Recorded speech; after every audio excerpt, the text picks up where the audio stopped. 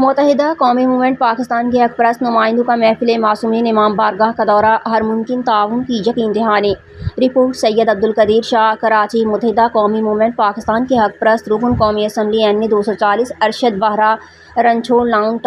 Line town کے joint town organiser Mirza Faisal Manzoor Baig Ali Somi, town committee member Aslam Mubeen, P S 108 کے حق پرست رکن صوبائی اسمبلی محمد دلاور کے coordinator Abdurrahman, U C 7 old town Kharadar کے U C organiser Zahid Halari, joint U C organiser Yamin, U C committee کے اراکین اور کارکنان نے محرم الحرام کے سلسلے میں محفل معصومین امام بارگاہ کا دورہ کیا۔